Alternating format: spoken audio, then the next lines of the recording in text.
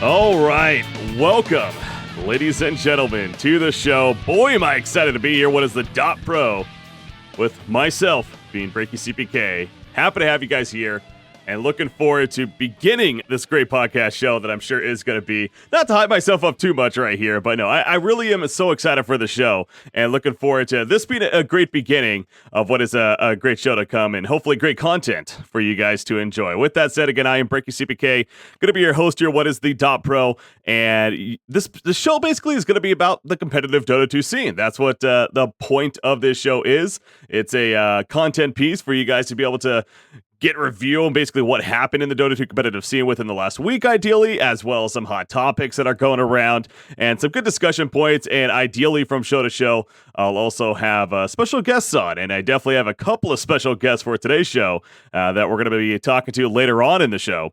Both ReDeYe as well as Capitalist will be joining me. Of course, both are going to be casters at the upcoming Kiev Major tournament that will be taking place in, basically this coming week here. By the time you guys hear this episode, pretty much this next week here of what is, I believe it starts April 24th, if I'm not mistaken, with the group stages there, and then goes into that next weekend with the main event portion. So now, to make a point of that, of course, this being the first show, but it just so happens that it's going to be mainly a preview show for that big-time Kiev Major event coming up around the corner. But yeah, no, I'm excited to have you guys here again. So that's what you can kind of expect with this weekly podcast set to take place every Friday.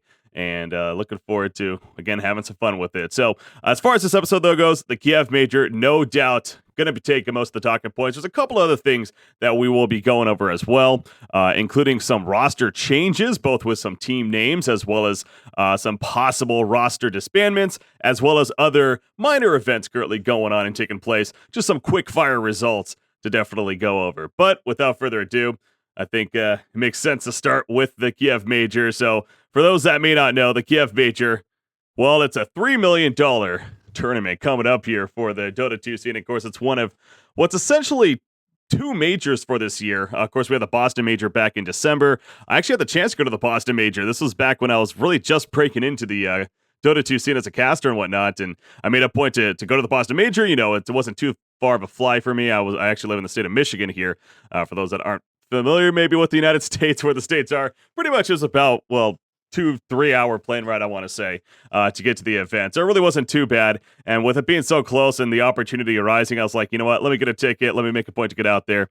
And thus I did. And honestly, I was so excited I got the chance to make it out there. I got to see a lot of faces, familiar faces, in fact. Of course, from my history, I come from Cash in the Game Heroes of Neworth, of course, and a lot of players in the Dota scene, as well as personalities and whatnot, have definitely developed from the Han scene in the first place. So it was good to kind of meet up with a lot of those old faces, and of course, faces that I now plan to continue to make acquaintance with and moving forward here in the Dota 2 scene. So, but we're not here to talk about that. The point is, the major event in itself, though, it's a big deal. It was great to see, just from the production to just the fans being there to the event that's put on.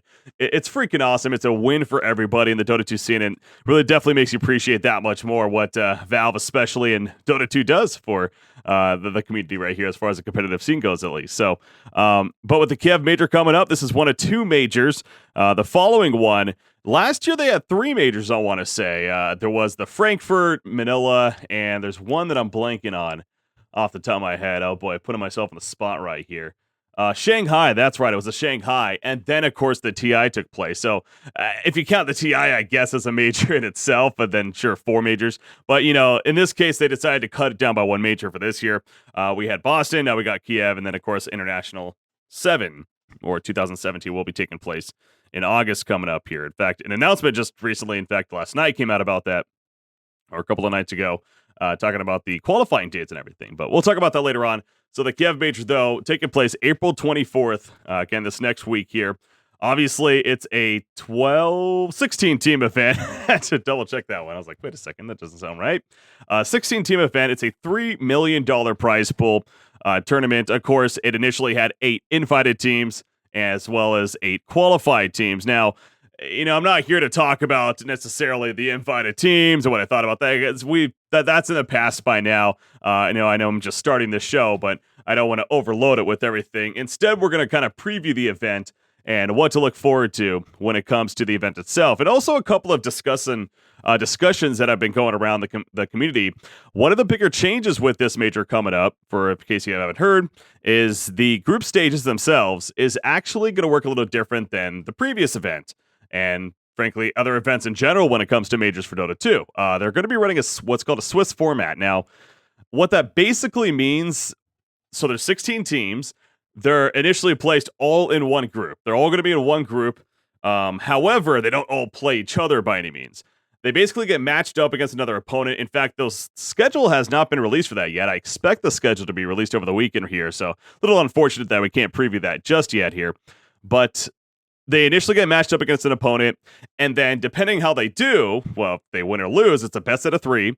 If you win, you then get matched up against another opponent that happened to win their first match. So it's a 1-0 team versus a 1-0 team, and then 0-1 team versus an 0-1 team.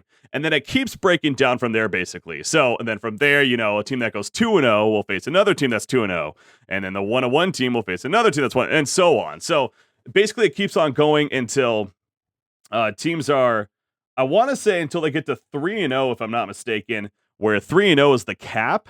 And that means they get teams with a record of 2-0.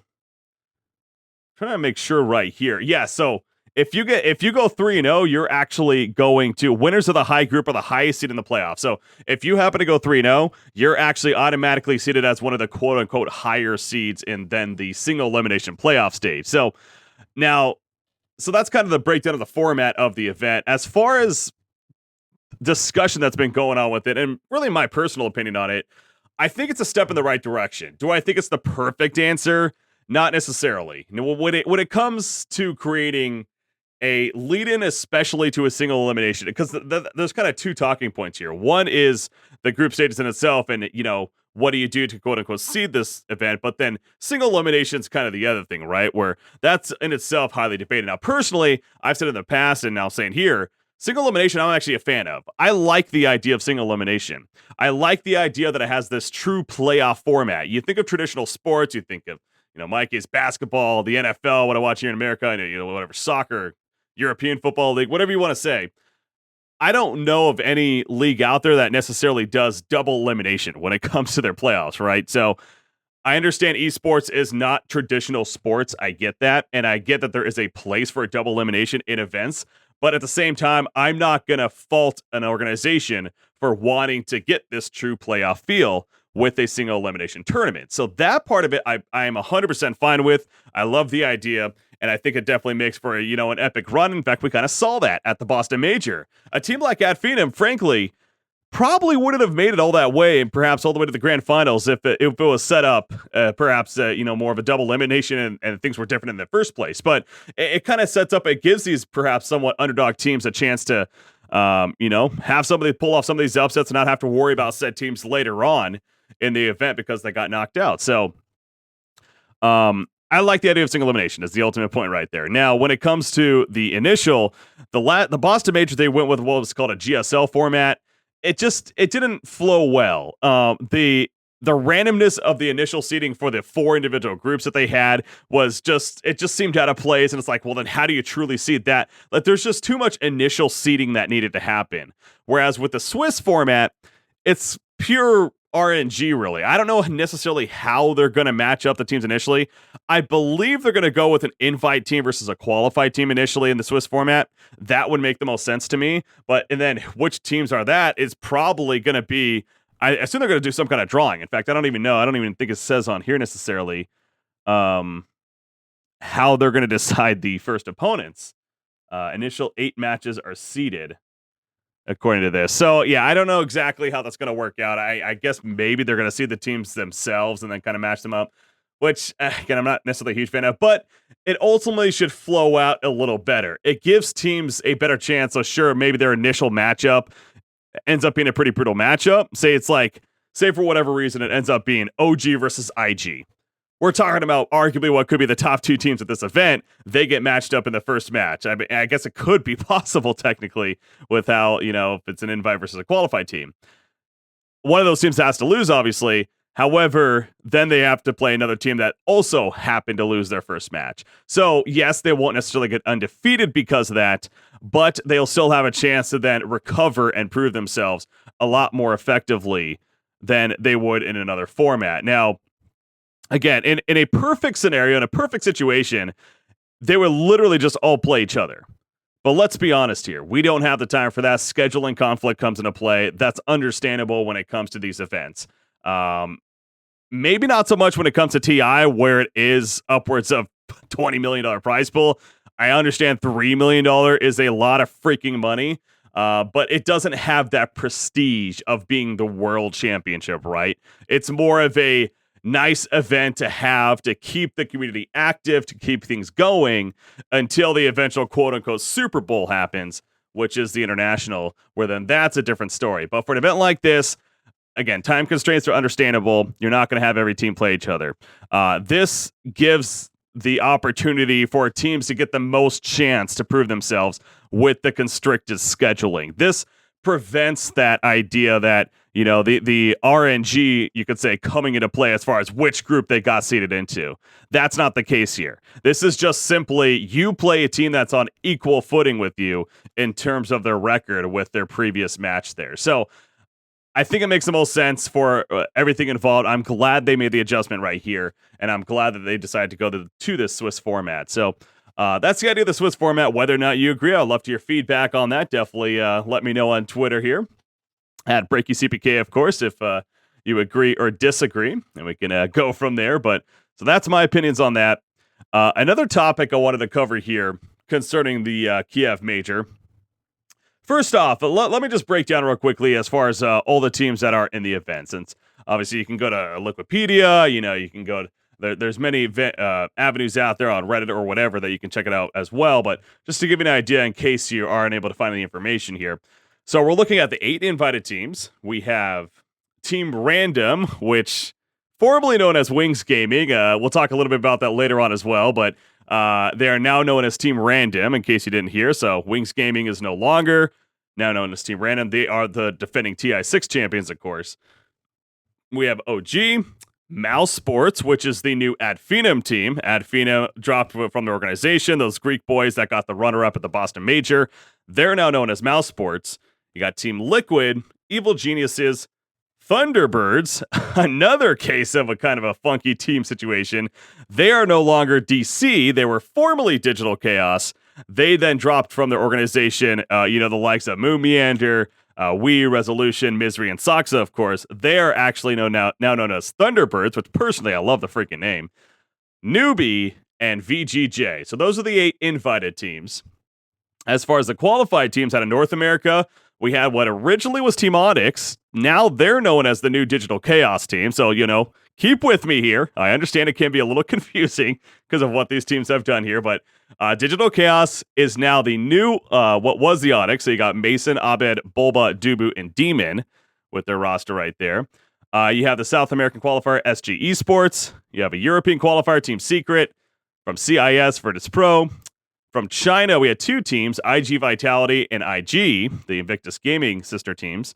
From Southeast Asia, we had Team Faceless, of course, and TNC Pro Team. So those are the 16 teams in total right there that are going to this event. Now, as you may or may not have picked up on, kind of listing off those teams right there, we do have we have the 2 qualified teams from China, as well as 3 invited teams from China. So 5 of these 16 teams happen to be from the Chinese region. Obviously, that's quite a bit right there when it comes to representing. It's not surprising. In fact, at the Boston Major, I want to say it might have even been 6, if I'm not mistaken, at the Boston Major. I would have to look that up real quickly.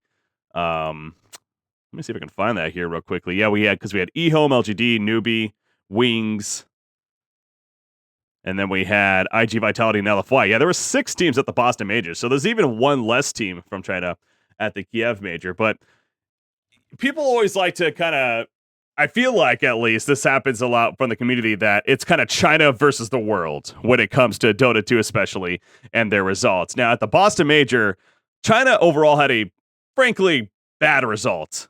Going back to that, of course, They did not do good as individual teams. In fact, the best result was LFY, I want to say. Yeah, LFY got the furthest, and that was to the round of 8.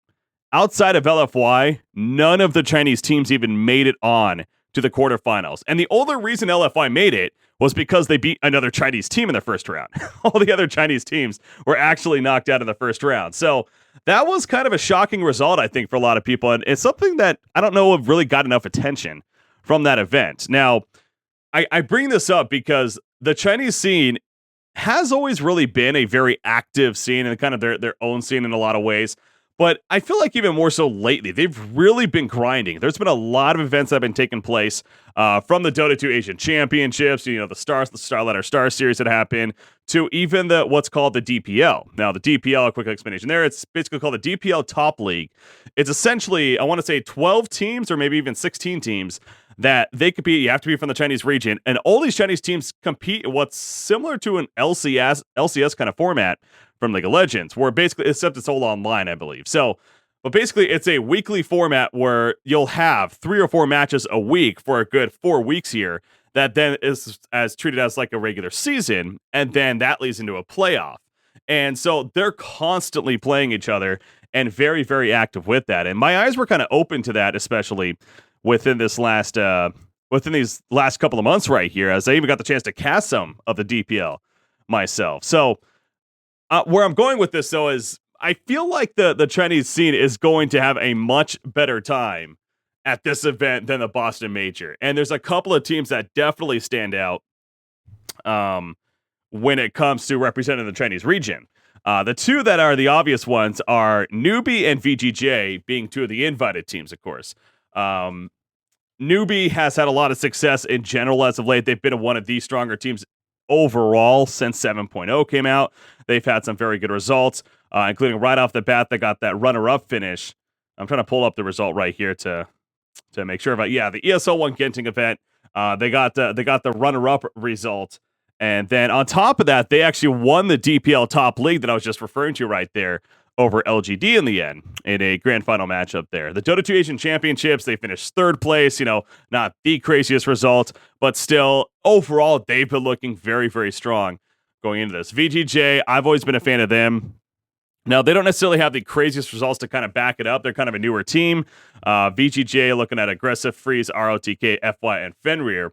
Very experienced players, of course, but a newer team, but definitely, I talked about this on my own time as far as when the invites came out, how I expected them to get an invite because I thought that they were deserving, and I was glad when they did. So, including their best finish was really the runner-up at the Starladder event that I was mentioning right there, where they lost to, I believe it was OG in the grand finals of the event. So, it was Starladder. That's a Liquid, excuse me. That's right. They lost to Team Liquid, actually, in those grand finals. But so they got 2nd place in that.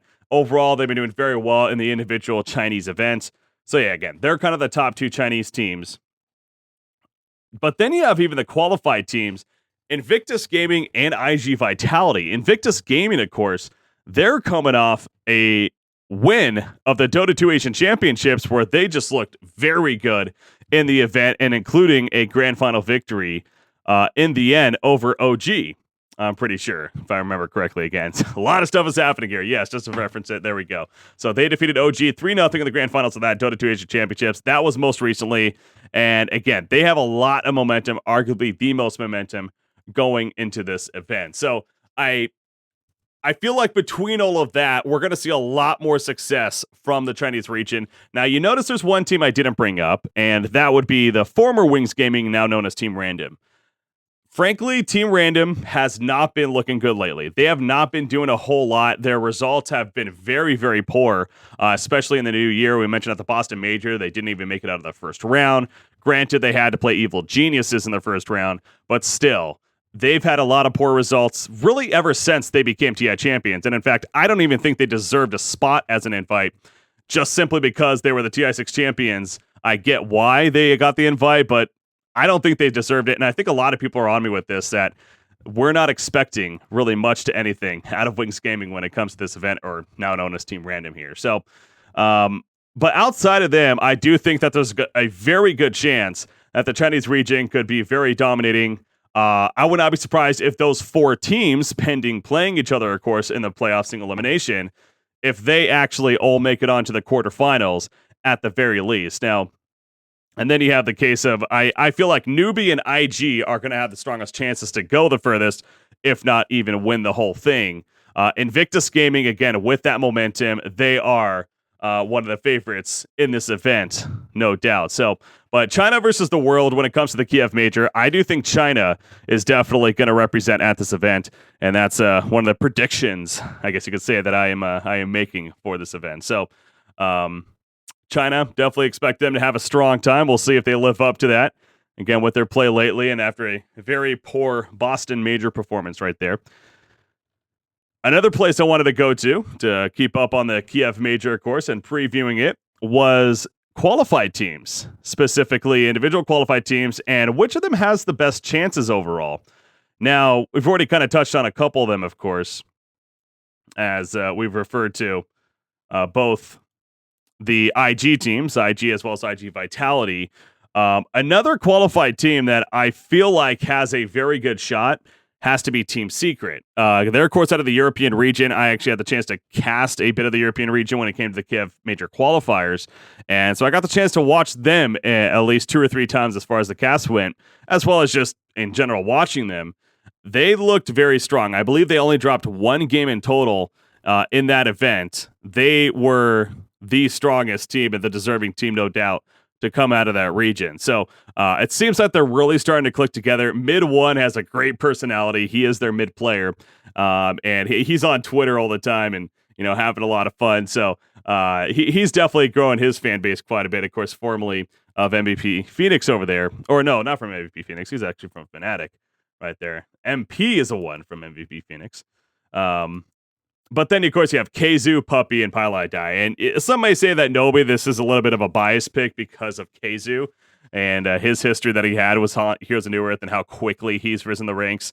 But people that I've talked to in the scene as well, and some other, I know Nahaz is definitely a believer that Team Secret looks good. I believe it was ReDeYe, actually, I had mentioned recently that Team Secret, it definitely is looking strong as well. So again, a lot of people that I've been keeping a conversation with as well definitely have a similar opinion that this is going to be one of these qualified teams to look out for as far as making a big splash.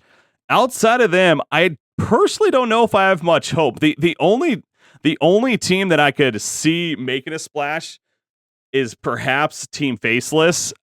And that's a little bit of bias too, because again, I've always loved watching Black for the longest time with his history in Han, and then eventually making the transition to Dota. And of course, he's been in the Dota scene for a long time, a very established name, but they've had a lot of disappointing results. They did have a fairly decent one finally with the Dota Pit event, where I think they got 3rd place, but at the last Boston Major, they completely flopped. In general, they haven't really been looking too good. They haven't even been qualifying for some events in the Southeast Asian region. So I don't know. I'm not. I'm kind of like almost taking back on the pick now because I don't think that I don't know. It's just they haven't been doing good. Hopefully they can get it together because this is a team with so much potential.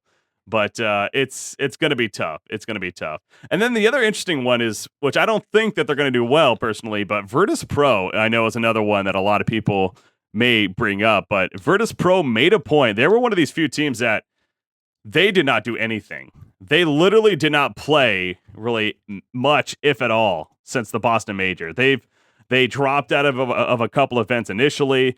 They have been very inactive when it comes to playing Dota 2. They've kind of been this behind-the-scenes team as of late. So I don't know what to expect from them, and I don't think really anyone does. Obviously, they have potential, and they went from being one of the hot teams going into the Boston Major and the expected winners even, and then ultimately got knocked out in what I believe was the quarterfinals, actually. So let me double check on that, actually. I think it was the quarterfinals, maybe the semifinals. No, they lost the quarterfinals to Evil Geniuses. So, again, a tough matchup there, but still, they were one of the predicted top teams to finish and then getting knocked out in the quarterfinals. Again, that's the idea of single elimination, though. You got to be ready for anything. So, but the point is, I'm really not seeing Virtus Pro having the best run in this event. I think the lack of playing tournament play as of late is really going to hurt their chances and going to cause them to struggle when it comes to playing at the Kiev Major. So now, of course, this is a somewhat local event for them, so they're probably going to have a large fan base there that's going to be rooting for them, and that could help kind of their momentum, but I still don't know if that's going to be enough to see them be a team that gets past the quarterfinals. If they get past the quarterfinals, I think that'd be an insanely huge success for them, of course, thus making the semifinals, if not further, but I would be shocked if they got past the quarterfinals, honestly. So, and yeah, again, outside of that, you have the SG Esports, the new Digital Chaos, TNC Pro, and again, back to Team Faceless. Not really expecting any of those teams to do all too well. Potential's there, but I definitely would not put the money on it there. So, and then one last direction even I wanted to go into as far as previewing the Kiev Major here is talking about invited teams, kind of the other side of the spectrum now.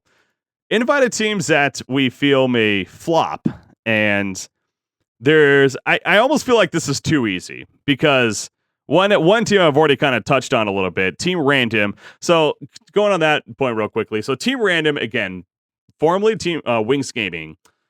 There was an announcement a couple of days ago that the players actually were dropping from the organization because apparently the ownership of Wings Gaming is having a lot of financial issues, including not paying out money owed and instead using said money for other situations. Apparently there's a $3 million that just poofed in thin air or is going somewhere that let's just say the players didn't necessarily agree to, and again, apparently they weren't getting paid their salaries and stuff. So it seems like a pretty ugly situation, unfortunately, but all that said, they decided it was best to drop the organization, and thus why they're known as Team Random. So they're known as Team Random.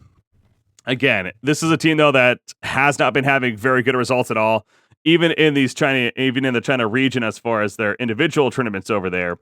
In the DPL, the top league, as I was talking about, they finished in the below middle of the pack. Yeah, there's only 12 teams, and they finished 8th place overall in those group stages. So they didn't even make it to the playoff stage. Again, China's a very difficult scene for sure, but being the defending TI champions, you would hope that they would be able to make a run, but it just doesn't feel like they've been adjusting and adapting to 7.0, the greatest, though. So I'm expecting them to be knocked out in the first round, honestly. I do not expect them to get very far at all. If maybe win a game in the group stages, if not a couple, but definitely do not see them going past the first round. That would shock me, pending a complete mismatch, something like against SG Esports, perhaps. But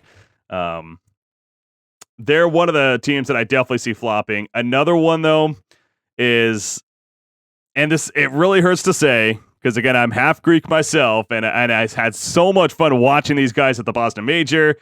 Mouse Sports, again, formerly known as Adafinem, now known as Mouse Sports. You got Madara, Thug, Skylark, maybe next time, and Spartan. This team is so fun to watch. I really hope that I'm wrong. This is one of those, God, I hope that I'm wrong. But they are not going to do well. They are not going to do well. Another team that hasn't really been playing up to their best.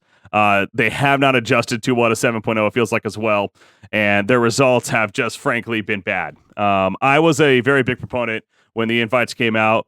Just like I said for randoms, I did not think Mouse Sports deserved an invite. They should have had to prove that they were worthy of moving on to the Kiev Major through qualifiers. So I get why, as the runner-up team, and Valve wants to make sure that finishing top 2 in their previous big major means something more than just the prize pool, but they did not deserve it, and maybe they would have made it. That's possible. Maybe they would have made it if they had to qualify, and I think that almost would have been better for them, because then they would have had some momentum they would have been able to build off of. But they're going into this event very, very flat, really no results at all to be proud of. Do not expect them to do well. I would not be surprised if they finish with no wins, frankly, in the group stages. So again, definitely a case there. I hope I'm wrong, but that is what I truly do think when it comes to Mouse Sports. So that's pretty much kind of covers the topics that I wanted to go over right here as far as the upcoming Kiev Major. So Hopefully you guys enjoyed that bit right there. Again, feel free to obviously send me those Twitters or tweets even. I'm still new to the whole social media thing now. Send me those tweets if you have your own opinions. Leave feedback and everything as far as these subjects that we went over, and hopefully you guys enjoyed the takes at least. But well, guys, we are going to be taking a short break right here, but stay tuned because I mentioned the name ReDeYe earlier. Well, we're going to be joined by ReDeYe once we come back from the break. He's hosting the Kiev Major coming up. We're going to ask him some good questions about it. So stay tuned, guys. You're tuning into DotPro with BreakyCPK.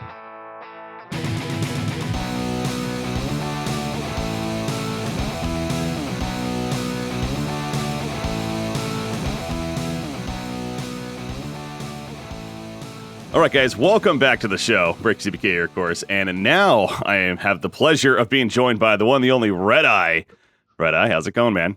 Good, thank you. Yeah, I've done exercise today, so endorphin levels are high, and therefore I'm pumped. I wish. You bike 5 miles every day, I hear. I try and do it on the. I've got a bike machine at home, so yeah, it's not as glorious as it sounds like out in the woods or up on the mountains or anything. I just do 5 to 10 miles on the bike every day. Usually watching a TV program at the same time because we have to multicast, right? Yeah, multitask everything. You make it sound so simple, man. I need that discipline myself. I really do. But you're an inspiration. All you do is you get a 10-inch tablet. You put it on the front of the bike machine. You put Blacklist on, or any decent TV show, and you sit there and you ride while you watch. It's easy. Yeah. Time goes by. You're still watching that show, man. I couldn't continue watching that show after a couple seasons. No, I still like it. It's gone a different direction now, but it's. I like the characters. Yeah, it was a good show from what I remember. So anyways, all right, we're not here to talk about that. We're here to talk about the Kiev Major, of course, coming up here. And you're a pretty important factor in the Kiev Major. You're going to be hosting the whole damn thing. So was that a surprise for you? Are you happy to be back hosting the Kiev Major here? I know it'll probably sound like a humble brag or something, but I'm always surprised whenever I'm asked to do big events. And the older I get, the more appreciative I get of those calls as well. So is it a shock? No, I guess not, because I've done other majors. But I missed out in Boston. Valve were very, very clear about what they wanted to do with that, and they were very kind enough to tell me a few months ahead that I wouldn't be there, which I think was very good of them. They didn't have to do that after all. So I wasn't shocked that I got Kiev, but still surprised, pleasantly surprised. And obviously it's a huge honor to go and do a major, whatever game it might be, whether it's Dota or CS or StarCraft for that matter. So, I'm just really looking forward to it. And I look forward to every major, regardless of whether I'm actually hosting it or involved as well. I look forward to Boston. Same way as I look forward to Shanghai last year, although we probably shouldn't talk about that too much. But I did, I think people forget that I'm generally an esports fan. So, I love these big events. Yeah. And speaking of that, you were host to the ESL 1 Genting this year, as well as the Dota 2 Asian Championships most recently. So you've had recent history here with Dota 2, of course, and patch 7.00 especially coming out. The big patch that definitely shifted a lot, brought in talent trees and whatnot. Are you looking forward to seeing the Kiev Major with this new patch? I mean, what excites you most about it? Yeah, I think Genting was interesting because it was like the first one, so no one really knew what the meta would be. There wasn't a meta. People were trying all sorts of crazy things, and some stuff that came over from 6.8 and some stuff even before that, going all the way back to 2013, there was some stuff being pulled back. So that was an interesting time in the sense that it was brand new and everything was crazy and we still didn't really understand the talent trees. But as I think the year has evolved, even in the few months that we've had since Genting, I think you saw at DAC that teams have, let's face it, you can never figure Dota 2 out completely, but the teams have definitely started to figure out what works for them. And I think that's what's really interesting for me this patch is, other than the previous patches, it seemed like some of the later 6.8, 6.8.3 patches were like, if this patch really suits the play style, then we'll do well, and if it doesn't, we'll suck. And I think last year we saw a little bit of that as each patch changed. You saw a team rise to the fore. So Alliance were really good at the beginning of 2016, won a couple of tournaments at the back end of 2015. Then you saw it sort of change a little bit again, and then Liquid became really big. the only real consistency that I can think of over that sort of 15-month period since Shanghai last year has been OG, who don't seem to be affected that much by patches. So I'm not so sure I'm as excited as I was in Genting to see how the teams would make of it, because I think we've kind of figured that out now. But I'm definitely excited to see who's moved on from DAC, bearing in mind it's only it's less than 2 weeks ago. So I think the meta did get defined throughout that tournament. You saw certain heroes coming to the fore, some dropping off in popularity. And you also saw teams prioritizing specific areas of picks. So roaming supports were a big part of early picks at DAC. So I'm interested to see whether that carries on at the Kiev Major. And if it does at the start, I guarantee it won't be like that at the end of it. That's the great thing about a major. Yeah, no, it seems like there's a lot of adaptation going on constantly, and with all the events happening, obviously there's chances to try different strategies, different metas evolve, and they've been releasing a lot of patches too. I've been noticing here post 7.0, and we're on post 7.0. And they're not small either. Like they I know they're incremental. They're like 704, 705, 7 whatever. But some of these they're big patches. There have been some big changes to heroes. So I'm always looking forward to it. I think it's great that Ice Frog and the team at Valve are constantly adapting the game, whether large or small, to keep it fresh. I think it's great. Well, no doubt, OG, you mentioned right there, one of the favorites of this event. Of course, they're coming off the Boston Major victory, a second-place finish at DAC most recently, as you were mentioning right there, but still impressive performance from them. Are they your top team going into this event, or is there another team that you're eyeing? I guess so, mainly due to history and the fact that it's just such a great 5-man team. They always turn up. I think that core of the team of Flyer, No-Tail, I don't know, they just seem to be able to pull together the team in the right way at the right time, and that's why they've been so successful. They've won 3 of the majors that we've had so far. We've only had 4 majors outside of TIs, and the other one they finished second in. So you're like, well, who can be these guys when it comes to major time? They always seem to peak at the right time. They've got a great set of players right now, massive experience in S4, the youthful exuberance of Anna in there as well. So I just think it's such a well-rounded team, Jarek's obviously being the 5th, that it's hard to kind of bet against them. But they've had dodgy group stages before, and I think back to Frankfurt, the very first major, and they were awful in the group stages. So they've got to be careful this time around, because Swiss, I think, might not suit them so well. It might suit some of the other teams who are a bit riskier. And prepared to take risks, because with Swiss you only have to have a couple of bad games and you're on the verge of being at the bottom of the group and then having a much tougher single elimination tournament. So it's much harder to call this time around, I think, similar to Boston in a way, in that we're still figuring the patch out and there's still a lot of unknowns, but I think they definitely start as one of the top 3. All right, and that's actually a good transition. I'm glad you brought that up about the Swiss format into the single elimination especially. This is the first time Dota 2 at a major at least has done a Swiss format especially, and of course they're still using the single elimination, but they're trying to find that way to transition into it effectively. Are you a fan of the Swiss in a single elim? Well, the first thing to say is that there is no system that is perfect. So every system that we use or try will have some downsides to it, and Swiss is no different from that. Do I think it's better than what we had at Boston? Absolutely. It is head and shoulders different and much better than we had at Boston. And what we're talking about as fans is that we want it to be as fair as possible, right? So is Swiss fair? Well, it's fairer. I wouldn't say it's necessarily fair. And this is a kind of Swiss hybrid as well. This isn't true Swiss, where all of the teams play all of the teams, but it's close to being full Swiss, with a couple of little quirks. I think Knoxville put out a great piece about that a couple of days ago. You can check that out on his Twitter.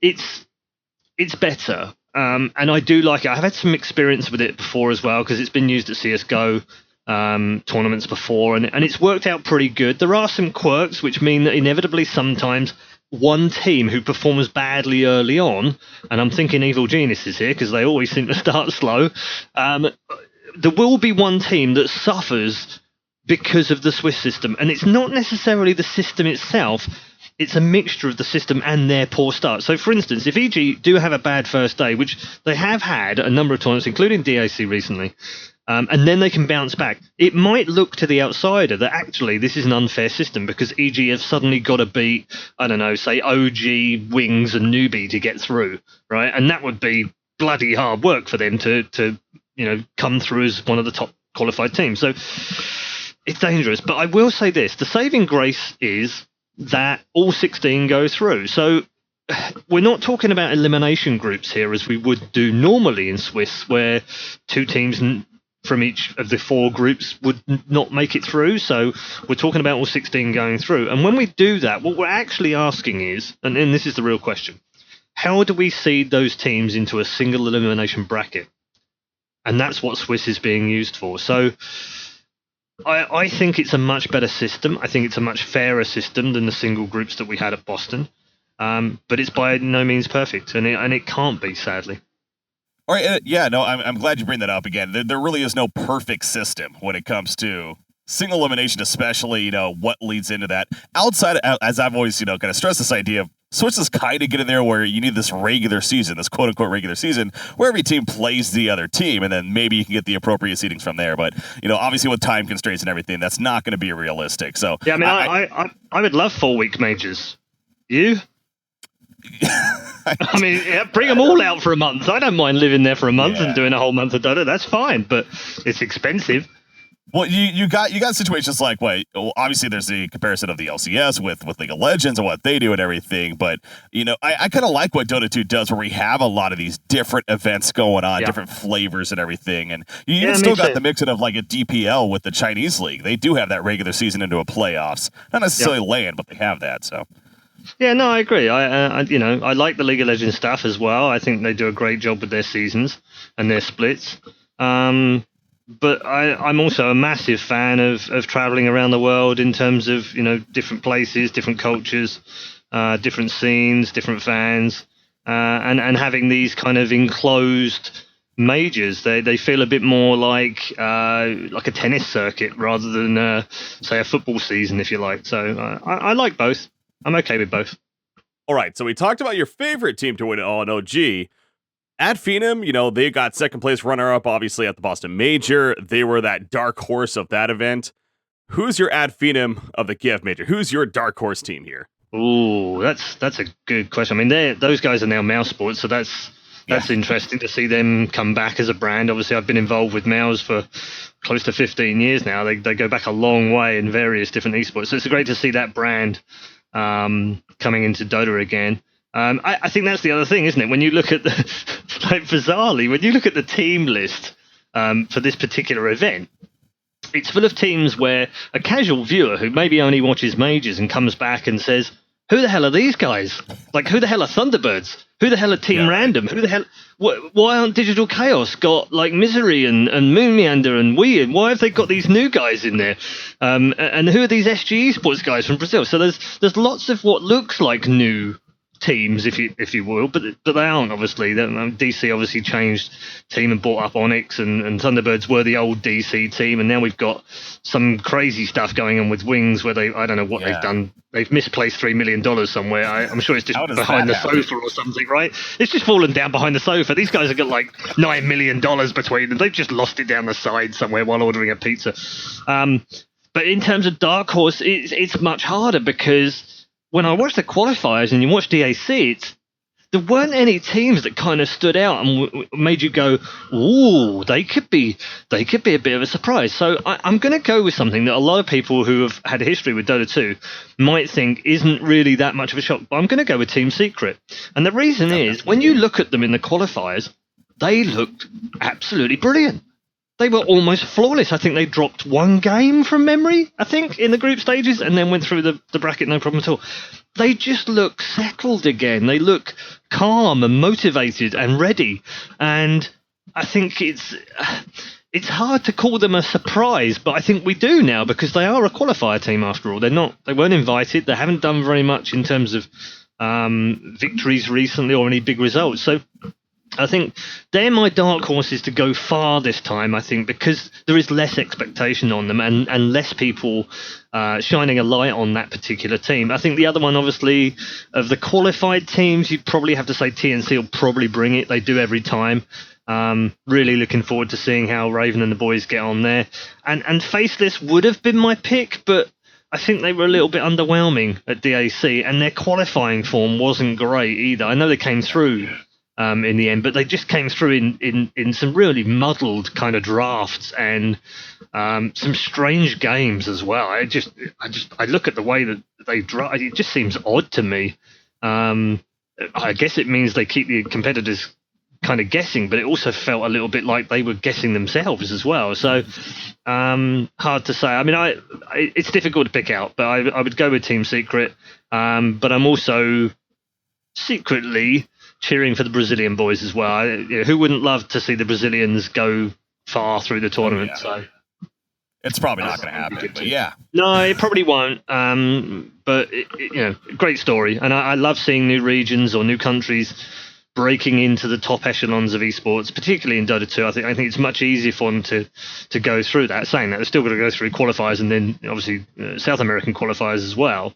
But I love the fact that we see these teams coming through and being able to compete. And it wasn't that long ago we were talking about Ad Finum as a team that were one of those teams that had to go through qualifiers to get to the qualifiers before they could qualify to try to get to a major, and now we're seeing them as a direct invite. And I'd love to see more regions do that, more from South America, particularly Africa, for instance, as well. I'd love to see an African qualifier added to the major systems as well at some point. So yeah, looking forward to seeing how the Brazilians do. Yeah, it'll definitely be interesting to see how Team Secret does at this event, with Puppy especially, and knowing that Eternal Envy is going to be there as the coach of Thunderbirds, of course, and how that may be a distraction. We'll see. Yeah, but I mean, I like both guys. It's very difficult for me when I see two people I really like kind of battling it, and they've got their issues, and I'm nothing to do with those, so I can stay very independent. But I like them both for their different virtues. I think Puppy provides a sort of persona that drives teams forward. He did it at Na'Vi, he's done it at Secret. And Envy is Envy, he's great in his own way. I think he's a bit of an enigma that we need players and characters like that in Dota 2 to keep it fun and interesting. So I'm glad they're both there. All right, so I want to kind of change the pace a little bit concerning talent at this event. Now, this has happened in the past before, but maybe not to this extreme necessarily. We have a lot of talent this year that's going with players that actually happen to not qualify for the event. You have Aoi 2000, you have 1437, aka Rose, and even Cinderin, of course. What are your thoughts on that situation there? Well, I mean, firstly, Cinderin is fantastic. I don't even look at Cinderin as a player anymore. Which I don't know if it's insulting to him or not, but I think he's a fantastic broadcaster. So I think when you pair him with Toby, it's probably the best partnership that we've ever had in Dota. So I'm really looking forward to having Cinderin back, even if he won't necessarily be paired with Toby. I don't know how they're going to do that. But I think Cin's got great game knowledge, great Dota knowledge, but he's also a really good broadcaster, so it's great to have him on board. The newer guys, I know Conrad really well. I think Conrad will be great. I think he'll play much more of the kind of Charlie role, I guess. It's really interesting. I know a lot of people look at it and go, who the hell's Conrad, or why the hell's Conrad going? He's never played professionally, he's never been in a top team, but it's not about that sometimes. It's about having a chemistry and a balance on the panel that allows me as a host in particular to ask lots of different questions so that we touch lots of different points for the viewer. So some viewers want the story, they want the emotion, they want what is it like right now for the team inside the booth. Well, Conrad's a great guy to be able to ask that kind of question to. Charlie's a great guy to ask that to. Jacob's a great guy to ask that to. So they give a different insight because they've been there and done it around the team, but they've been involved, but not directly inside the game, if that makes sense. When it comes to Aoi and 1437, I mean, I know both of them in terms of, I've followed them and I've watched them play. I haven't worked with them before, so it'll be interesting to do that around this time. I think 1437, I know a little bit. We've had a few jokes and laughs at various events that we've been to. I really haven't spoken to him very much, but I think they'll be great because they're there to provide a similar role that Peter did at DAC, and I thought Peter was fantastic at DAC, and I know he got a lot of plaudits for it, and he deserved those. Much the same way as Kyle did from Complexity last year when he stood in and did some analytical work. And it's because these people are top players. They've been there, seen it, and done it all. B, their knowledge of the game is super deep, deeper than any of us on the panel could ever hope to get to. But also, more importantly, they're able to articulate that, and that's a threesome combo that isn't always necessary, is always necessary, but isn't always found in players. And that's why not all of them can ever transition. And I don't know how Owie and 1437 will transition. I have no idea. I'm sure they'll be great, and I hope they're great. But who knows right now, because I haven't got any knowledge of that. So coming back to your point, what do I think of it? I think it's great because I think we need that balance. Would I want to see all of the analysts on the panel, ex-players or top players right now that didn't qualify? No, because I think the chemistry wouldn't necessarily be there. And that's why we have Fogged and we have Shiva and we have Purge and we have Conrad, because then it provides you with a different viewpoint from each of those people's perspective about a game that they all love. Couldn't agree more, man. All right, ReDeYe, I want to thank you for joining me here on the show. Obviously, best of luck at the Kiev Major coming up here. I'll be watching. I'm sure many will be watching, and I'm sure you're going to have a lot of fun with it, man. Thank you very much. Appreciate it.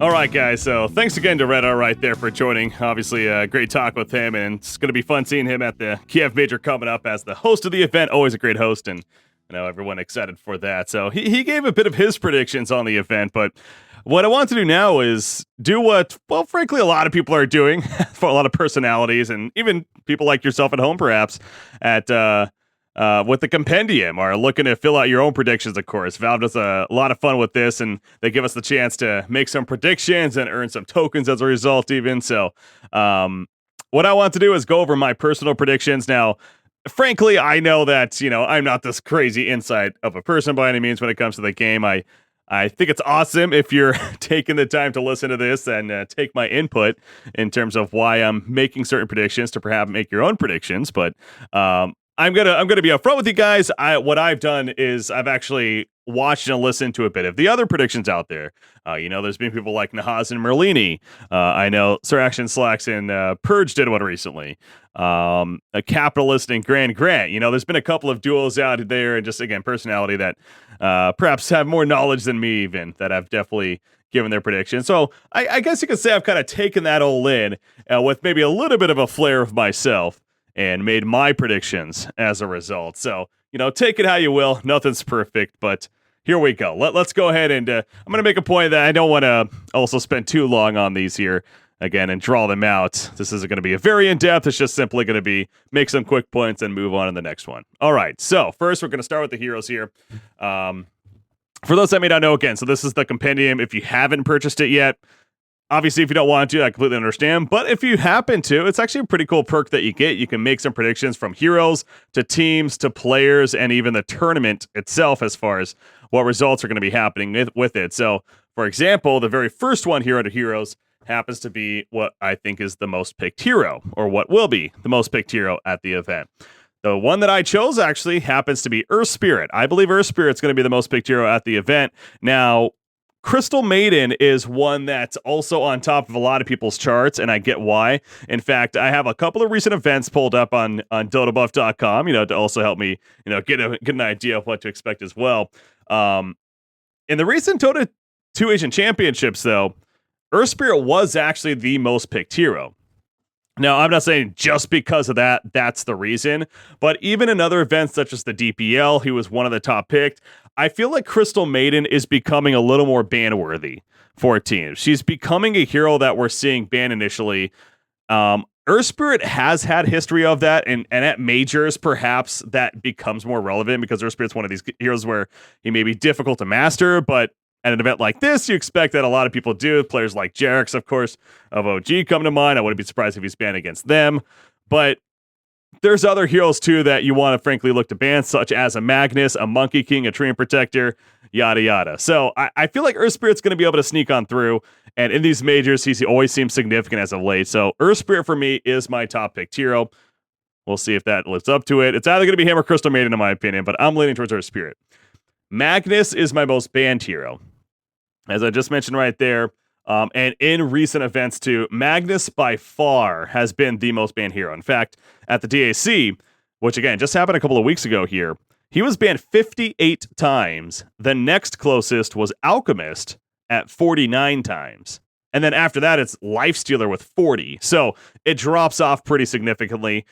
Even in the DPL, the same story. DPL, a lot of matches taking place within this last month here.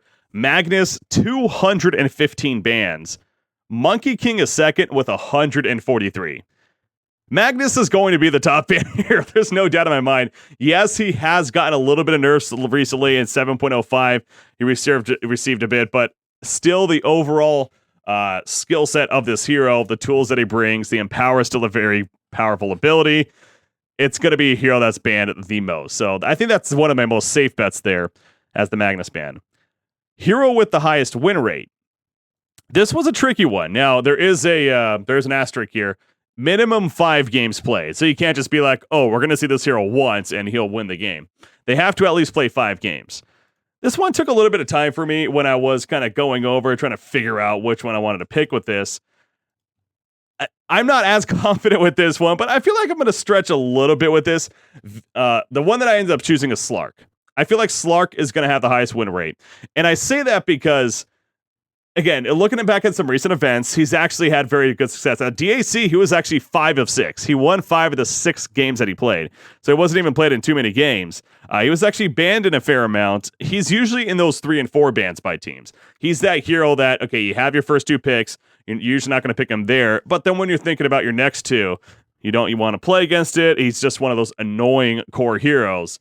They will take it out usually. But the few times he slips through, he will definitely win you some games. So I feel like that he has a very good chance of being that highest win rate hero because of that idea where if he slips through those 3-4 bans, he's going to be picked and winning games with it. So I have Slark there. I know Visage is one that's pretty popular too, for good reason. Again, at the DAC, Visage actually was 9 of 10 games. So perhaps you might want to go with Visage for a safer bet, but I'm a risk taker, and I think I have some sound logic with this one. So I'm picking Slark here with the highest win rate. As far as the hero with the highest kill average, again, the same thing of the minimum 5 games, I pick Storm Spirit. Storm Spirit is a hero that excels off of the idea of getting kills. And so with these minimum 5 games ones, obviously you want to try to pick heroes that aren't going to be seen every game, but are going to barely make it past that minimum 5 game. I think Storm Spirit's one of those heroes. He's not a hero we see too often. He is somewhat niche, but when he is picked up, the idea that he's zip-zapping around the map, getting kills as a result of that, I think is going to stand out, and I have him as my top kill hero that we should see at the Kiev Major. So I have Storm Spirit there. Hero with the highest assist average, Spectre is what I chose. Now, this was an interesting one. This is one that I didn't really think of initially. However, I was watching the Nahaz Merlini predictions there, and Nahaz made a great point about it. How Spectre in general, of course, with his haunt ability, he's going to be picking up assists left and right.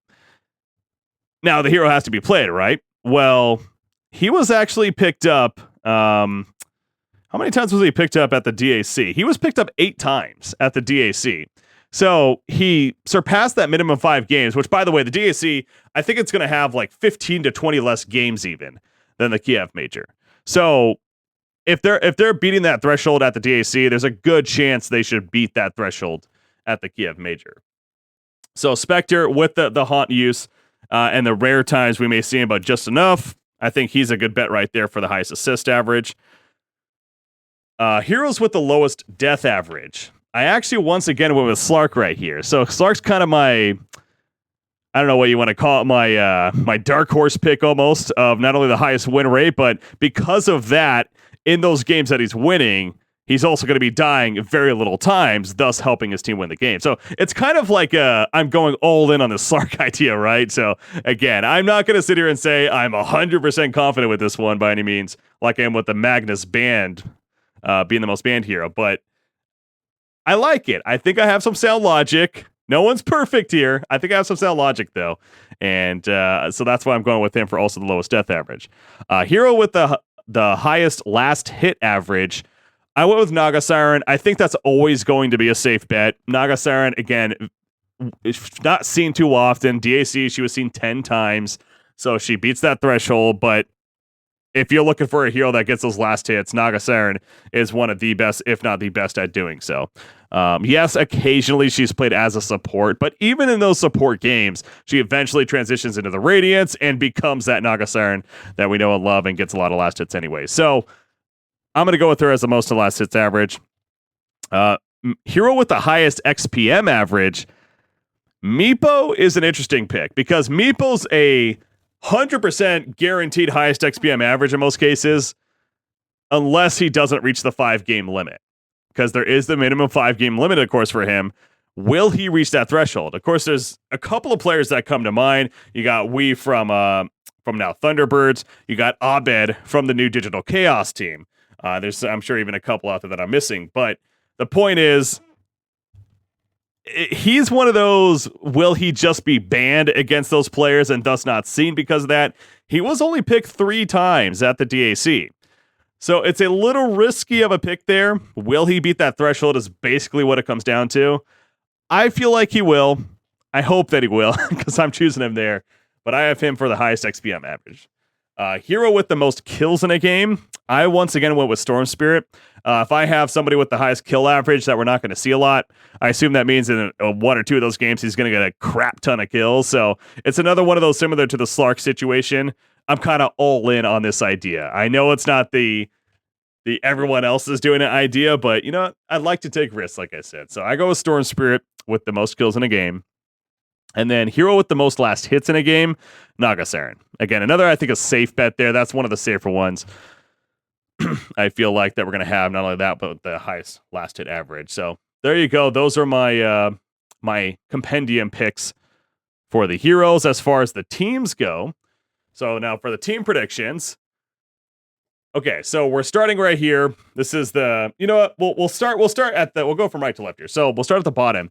So team that picks the fewest different heroes. Minimum 10 games played. So how this works, so this is interesting because technically you could play a minimum, if you can go 0-3 in groups, and then if you go 0-2 in your first series in the single elimination, you're done. Minimum, you're playing 8 games. So there's a chance a team might not meet the threshold of minimum 10 games. If some of those series go best to go the full 3 games, though, then you will at least hit the 10-game threshold. So I don't know if there's going to be a team at this event that literally does not get a single game win.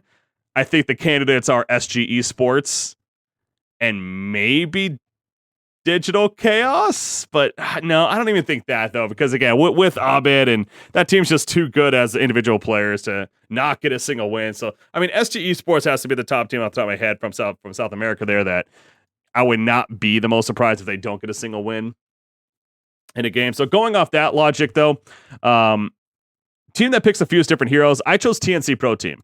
I was doing a little bit of research on this as far as looking over the team's history lately, and also, again, taking into consideration what people were suggesting. It seems like TNC Pro Team is not a team that really likes to play a whole lot of variety of heroes. And yet I think they're good enough to also beat that 10-game threshold for sure. So I like them there as the fewest picked heroes.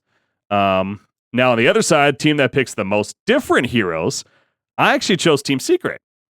Team Secret is a team that they feel like they have a lot of flavor to them. You know, Puppy, being the drafter, I feel like he's not afraid to definitely do some radical stuff occasionally, whether it's a jungler, whether it's that bounty hunter or the Ricky or whatever. So it's a team that definitely tries quite a bit. I saw that at the qualifiers. And you also have to keep in mind here that you also want to try to get a team that you feel like is going to go somewhat further in the event, because, you know, the more games they play, the more chance for more different heroes, obviously. So I feel like Secret's a team that could possibly at least make the semifinals in this event. So because of that mixed in, I think Team Secret will have the most picked different heroes. Team with the highest game length average, I chose Team Random, aka Wings Gaming. Just simply from history, they seem like they play long games. DAC, they had the longest game average, over 40 plus minutes. I chose them for that reason. Team that wins the shortest game, Thunderbirds is what I chose. This is one of those crapshoots, frankly. I don't care what anyone tells you as far as research being done and blah, blah, blah. Let's be honest, this is one of those, so a team just happens to go on a hot streak in a game and they happen to win the game quickly. Like, I choose Thunderbirds because I like the freaking name. There you go. That's why I chose Thunderbirds. Team that wins the longest game, I went with Team Random again because of, they had the highest game length average. I think they're a team that definitely is not afraid to go late game as well. So Team Random for me there. Team with the most assists in a game. In fact, here, let me just do this. Team with the most assists in a game, team with the fewest deaths in a game, team with the highest kill average, and team with most kills in a game. All of those categories, I chose Invictus Gaming. I think IG, maybe I'm just living up in the moment, and maybe I shouldn't be, because people were doing that with Virtus Pro at the Boston Major, and we mentioned how they somewhat flopped there. But IG does look freaking good. Burning is on one of his best playing levels we've ever seen him on. OP, their mid player, is a insanely good mid player. Just Baboka, and a insanely fun support player. Like this roster is just really hot all of a sudden. I feel like that's going to flow very well into this event because of how close it's lining up with the DAC, especially just even a couple of weeks later. So again, for the team with the most assists in a game, fewest deaths in a game, most kills in a game, and the highest kill average, all belong to Invictus Gaming for me. Now, with all of that said, there's the big prediction of which team will win. I pick OG. I bet you were thinking I was going to choose Invictus Gaming, weren't you? I choose OG. They're the defending champions as far as the Boston Major goes. They had some great results in between as well. It's not like they just won the Boston Major and then that was it by any means. They definitely had some other results to be proud of in between, including they finished runner-up in the Dota Pit League, which, not first place, but they finished runner-up to Evil Geniuses in that. They went to a 5-game series. They finished runner-up at the Dota 2 Asian Championships, which sure was a 3-0 loss to Invictus Gaming. But they won Elimination Mode 3.0, so there's that. Yeah, no.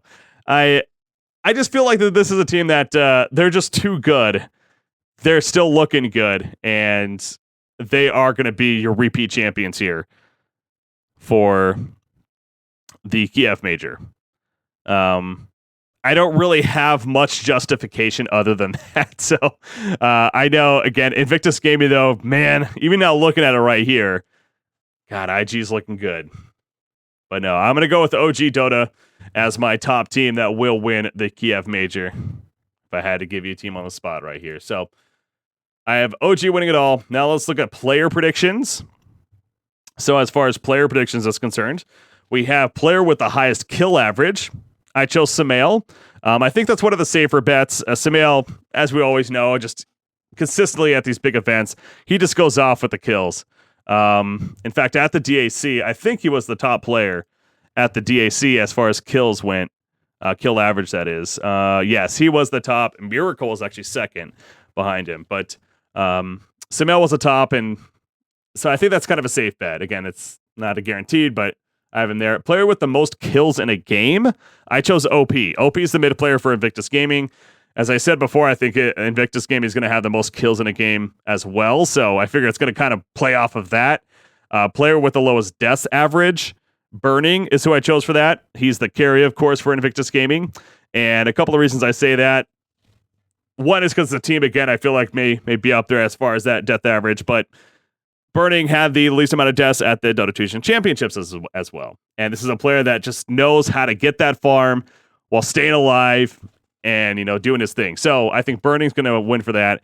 Player with the highest assist average, I actually have Q winning that one. He's a support player for Invictus Gaming. He finished second overall at the DAC. He finished behind an Empire player right here. Miposhka. There we go. He finished behind Miposhka, but still, obviously Miposhka not at this event. But again, Q was the top out of the players that are at the Kiev Major right here at the recent DAC. For me, it was either going to be him or Baboka. But because he had slightly more than Baboka, I gave him the edge with this prediction. And then player with the most assists in a game, it's just another one of those crapshoots. Like, yes, I could just choose Q. I could choose Baboka. I went with Jerax. I went with the player from the team that I feel like is going to win it all. I figure that makes sense. So I choose JRX as far as this is concerned. JRX is a very active player, and when it comes to assists, I mean, he was what, 5th overall in assists at the DAC recently. So it's not like he's unheard of for getting assists by any means. But yeah, I chose him as the most assists in a game. Player with the highest last hit average. My player here was Sick, actually, as I call him, or SCCC. From Newbie, of course, the mid player. The highest last hit average. He's actually a player that knows how to get those last hits. In fact, as you may see a theme right here. I referenced the Dota 2 Asian Championships quite a bit.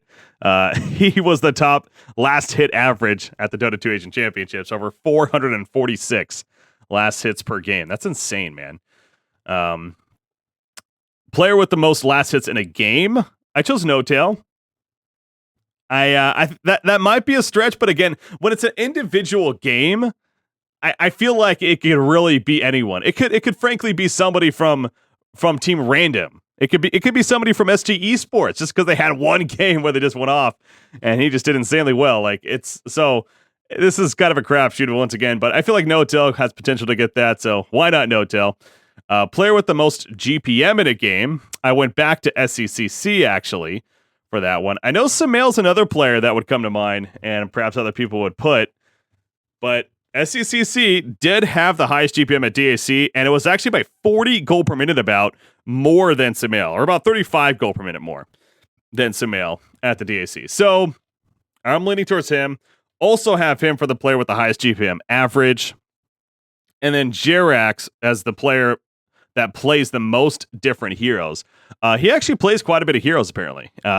So not only is he going to get the most assists in an individual game, but he's also going to play a lot of heroes in the process. Perhaps plays Earth Spirit once or twice, but many more on top of that, of course. So I have Jerax as the player that plays the most different heroes. And now one more category here. Our final category for predictions. We have some numbers predictions. So let's start from the top here. Total number of games played in the main event. I put 33 to 35. Okay, so this is right. Nahaz was actually explaining this. Apparently they screwed up here in the compendium. This also happened at the Boston Major. There's actually going to be more games than this in itself because of the numbers and how they add up. So simply put, choose 33 to 35. There's no reason not to. Total number of heroes picked. This is an interesting one because, again, referencing the DAC, there was 96 heroes picked out of, what is that? Out of 612, 17 plus 96. So you're looking at 113 total heroes. 96 were picked. Now, I guess technically techies can't be picked, so 112 heroes. Anyways, the point is, it's possible 112 heroes that can be picked. 96 of them were picked to the DAC, and the DAC they're going to have at least 15 games, I believe I was told, if not even more, less than the Kiev Major. So the likelihood, and one of those heroes that wasn't picked was Tree and Protector. We know for a fact we're going to see at least one Tree and Protector, if not multiple games with him. He's going to be one of the more higher banned heroes. I feel like there's a good chance that it's going to break the threshold of 101 plus. At these majors, there is the argument that at these majors, teams get a little tighter, and thus they don't play as many of a variety. But even I was looking at the Boston Major, from what I could find, the Boston Major itself, actually, it had a decent amount. In fact, let me pull it up right here. The Boston Major had 109? Really? Okay, yeah, the Boston Major had 109 heroes. So, I mean, that right there, so much for that idea that teams become all of a sudden conservative with their picks. Yeah, so 101 plus, I think, is a very safe bet for the total number of heroes picked. Total number of heroes banned, I put 81 to 90. I think that's kind of, you don't want to go 101 plus by any means, because some of those heroes are just very niche picks that will only just be picked. But definitely a fair amount will be banned, especially in those 3, 4, if not the 5 ban spots to finish it off. These niche heroes, like even like a Brood Mother against certain teams, the Meepo in certain cases, things like that, they're going to be banned. So we're not going to see the most bans, but 81 to 90, I think, is a safe bet.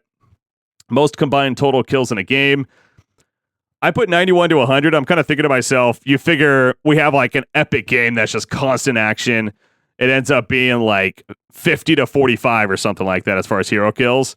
So that's in the 91 to 100 range. I think you could go 81 to 90 and maybe be a little safer, but I'm hoping for the more of the action-packed game overall. So 91 to 100 in one game. Longest game of the tournament, 70 to 79 or 79 and 59 seconds. So basically 70 to 80 minutes is what I chose. They even have the option for 100 plus minutes here, which is just absurd. I don't know if a DAC match, I think I heard Nahas suggesting that a DAC match did not go over the 70-minute mark. Again, it could happen though. And I don't even know if this is true, but in a lot of games that I've been casting lately in recent patches, we've had some longer games. It feels like the overall average length has been a little bit longer lately. So I think, and I've had some games that have gone 60 plus minutes easy. And we even had a game that went like 75, 80 minutes, if I remember correctly. So I like the idea of 70 to 80 minutes here. At least one of those games being possible. Shortest game of the tournament, I put 20 to 25 minutes.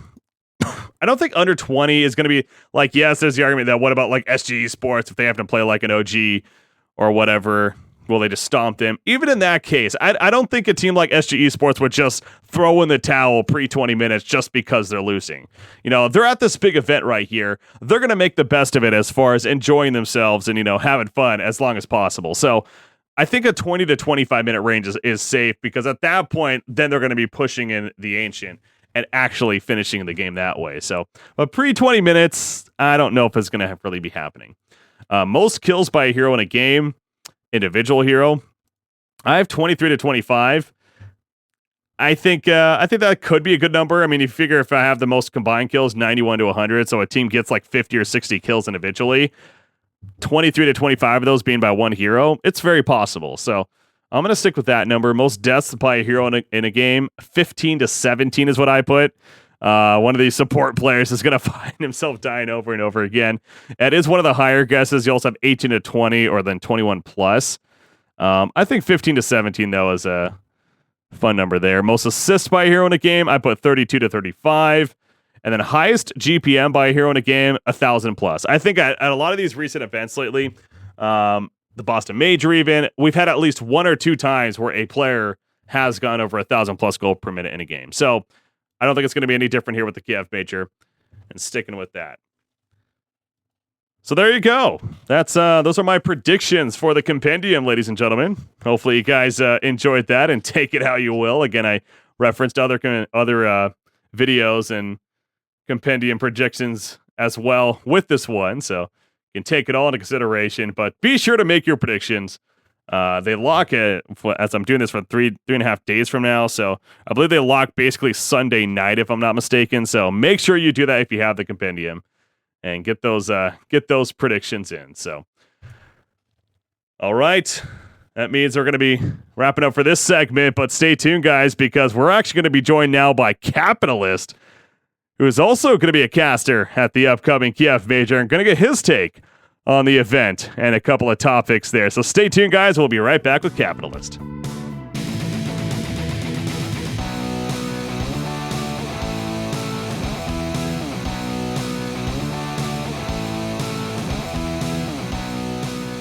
All right, so welcome back, guys, once again. This time, I'm going to be joined by our next guest. I'm going to be joined by Capitalist. Capitalist, how's it going? Hello. I'm good. I just lost a Dota game, but, it happens. What else is new, right? yeah, that's pretty much my life right now, grinding Dota and losing a lot.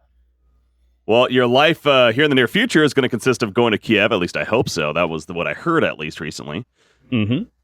So you're going to be... I'll be leaving in about a week, I think, is when I leave for Kiev, or maybe a little bit less than that. So, I would think it's less because are you going to be there for the group stages? I was not invited to the group stages, so no, I will not be there. Okay. Yeah. I'm so sorry. No, it's okay. It's okay. It was when I found that out, I was a little bit upset, but whatever. It's just motivation to get better, right? There you go. You need to get better. You need to get to that 7K MMR, clearly. Yep. All right. That's what I need. That must be it. All right. Anyways, what are you going to be going as, by the way? A play-by-play or analyst? Play-by-play this time. Right on. You're one of those unique casters out there, I feel like, that could fill either role and do it very well. So is that something you've really strived for, and you're proud that you're able to do that? Yeah, I worked pretty hard. I think when I joined Dota, I wanted to make myself as versatile as humanly possible, so I could basically get any kind of gig, right? Unfortunately, it hasn't really. I don't think it's really turned out that way. It's more like at a tournament will hire me as a play-by-play caster, and then I'll show up on panel because other people don't want to do it, or they'll have me doing both roles or something like that. But the idea was that I could position myself to be a host, a play-by-play caster, a co-caster, or a panelist for any event, and including stuff outside of Dota as well. Back when I was working for Freaks for You, I had opportunities to do stuff that was outside of Dota. So I just tried to make myself as versatile as possible so I could get as many jobs as possible. And I figured, more jobs you're getting, more connections you're making. It just all kind of snowballs, right? More money? Yeah, more money. That's the important part. That's what we're all in here for. Let's be honest, right? Yes. That as people apparently frequently ask me, I don't know why I get this question a lot, but people ask me like, "Hey, is getting in esports good for money and meeting girls?" And I'm like, "No, neither. It's awful for both." I mean, I met my girlfriend in esports, and I was very fortunate in that regard. But I cannot vouch for other people to do the same. I did not meet her in esports. She had no clue what it was when I met her, so I had to kind of teach her about that. But anyways, what is there? Do you prefer either one, or is it just more of a case? Yeah, whatever you get invited as. I prefer play-by-play casting and panelist right now. So, for example, for Kiev, because of the separation of panel and casters and how the panelists are going to be in Romania and then the casters are going to be in Kiev, I would have preferred to be a panelist for this event. But it does look like Valve's trying to, similar to the Manila Major, they're kind of branching out and experimenting with a few people before they head into TI. So I think that's where you bring Conrad. I think is a great example of someone who they're experimenting with, and obviously Theben and Aoi. We'll see if they're actually available for TI, but it does give you that nice little soft opening, I guess. Yeah. So kind of on that note, some of the players going to be going to this event as a result of casters, Rose as well as Aoi 2000. But what about the idea that Eternal Envy himself, he's actually going as a coach for one of the other teams? To me, that feels a little odd almost. Is that something that, how does that feel to you? I think it's in the Dota 2 ecosystem right now where there are very few coaches out there. I think players just don't really have a whole lot of people that they respect enough to be able to coach them that aren't actually playing. So in this kind of ecosystem, it just kind of makes sense for a player who hasn't managed to make it to an event ends up being a coach for that event, just because I think it's probably mutually beneficial, right?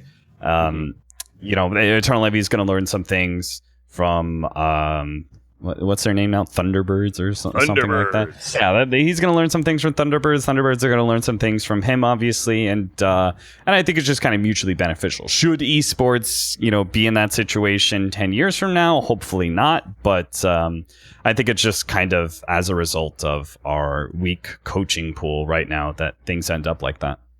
All right, so focusing more on the event itself now, of course, one of the most debated topics in the recent major, the Boston Major even, being single elimination. This one's the same. However, they're changing the group stage format. It's not going to be the Swiss, of course. First time we've ever done this in a major event, at least for Dota 2. Is that something you're excited about? Are you sure about it? What's the deal there? Well, I mean, I'm not doing groups, so I don't really care so much, I guess. Like, it doesn't really have an impact on me since I'm just there to play-by-play cast the main event. So it's going to be like, okay, I'll know what my teams are once we get to main event. But since I'm not there for group stage, I guess it doesn't really affect me, so I haven't really thought about it. But I guess I don't normally think about these things. I don't really care about format. I just don't. I think that, if you're the best team, or at least if you're one of the best teams, then you should be able to win the tournament, and that's kind of it. Now, I know people are going to argue, oh, double elimination brings out the best people and all that sort of thing. That's fine. If double elimination brings out the absolute best team and secures that whatever teams you have in the grand final, whatever team wins that grand final is the absolute best team in Dota 2, then yes, I think that's what the TI system should be. But everything else, I don't really care. Everything else is just leading into TI. And that's the way the teams see it as well. Like, I've heard people refer to as, like, unless you do well at TI, then it's considered a bad season, right? Like, unless you place top 8, top 4, whatever your expectations are. Unless you do that, then nothing that you did in the previous season really matters too much. So, I think people should take a little bit more of that mindset from the players, I guess, and realize that TI is the most important tournament out there, and everything else is just more for spectators, I guess. So I don't mind single elimination at all. I think it's very exciting. I think it makes a tournament much more exciting to watch from a spectating point of view, and that's beneficial to everybody watching, and that's, way more than the people playing. I think people get needlessly upset for the players over these sort of things. You get that true playoff feel with the single elimination. That's what I personally like. Exactly. It sounds like you're alone that. Yeah. Yeah, you can't make any mistakes, Like, it's still a best of 3, so you can afford to lose a game in a series, but, you're on the edge every single game, and there is no, like, when you go to the panel, there's no talk about, like, oh, well, it looks like they just had a rough series, but they'll come back through the lower bracket or something like that. No, like, you put up or shut up at a single elimination tournament. I think that's very fun to watch. Yeah. I'm with you there. So, as far as now the single elimination format, we saw in the Boston Major, in fact, with that, I think a lot of people would kind of credit the format itself to perhaps add freedom in their success in such an event. Is there a dark horse team in this event that you think could benefit from such format? I'm not really sure. I haven't done, since I'm not leaving for another week. Like, I haven't started my research yet. So I don't think I'll start eliminating some teams, right? So okay. Potential dark horse. I don't think Mouse Sports is going to do it again this time.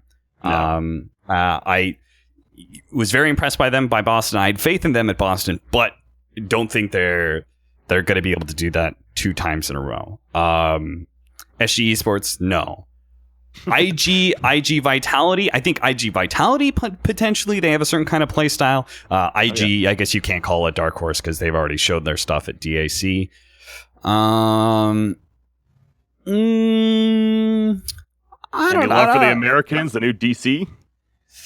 No, I don't think so. I'm not going to back DC there either. I don't know. Maybe I guess VGJ is a team that has a lot of star power, but isn't in that, top 4, top 6 area. So while people would look at the players on that team and say, oh yeah, they definitely could be a top 4 team as a roster themselves, I think they are going a little unnoticed and therefore maybe a potential dark horse in that regard, top 3. I think we're going into this tournament having pretty decent expectations for many teams and very low expectations for some others.